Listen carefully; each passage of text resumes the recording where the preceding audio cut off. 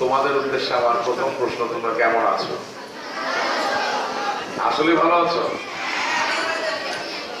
আমি আমার বক্তব্য খুব বেশি দীর্ঘ করব না, কারণ তোমাদের এখন যেই বয়স, অকারণে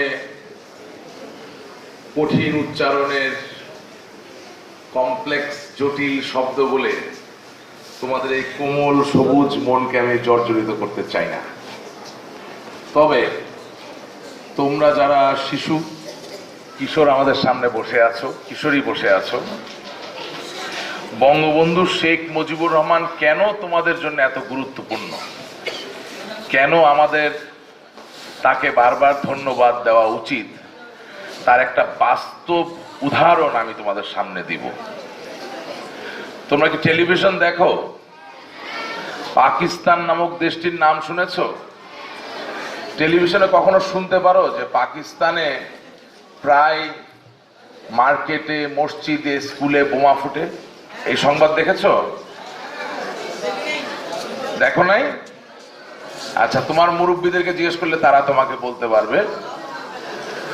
মূলত বঙ্গবন্ধু শেখ মুজিবুর রহমান আমাদেরকে নেতৃত্ব দেওয়ার মধ্য দিয়ে ওই পাকিস্তান নামক একটি দানবীয় দেশ থেকে মুক্ত করেছেন। মালালা ইউসুফজাই, সে পাকিস্তানের পাহাড়ি অঞ্চলে তার জন্ম হয়েছিল।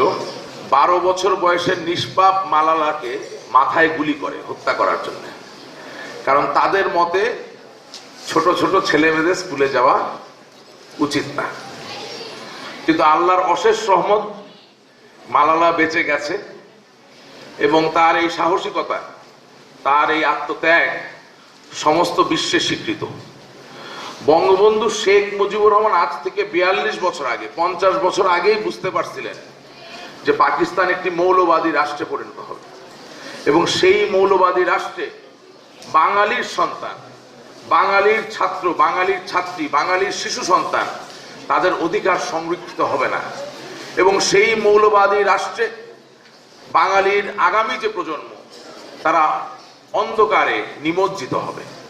তাই তিনি 7ই মার্চ 1971 সালে তার বজ্রকণ্ঠে উচ্চারণ করেছিলেন যে এবারের সংগ্রাম মুক্তির সংগ্রাম, এবারের সংগ্রাম স্বাধীনতার সংগ্রাম, এবং তার নেতৃত্বের কারণে বাংলাদেশ স্বাধীন হয়েছে এবং আজকে তোমরা অকপটে স্কুলে যেতে পারছো, কলেজে যেতে পারছো, লেখাপড়া করতে পারছো। এই জন্য বঙ্গবন্ধু আমাদের জীবনে খুব ইম্পর্টেন্ট।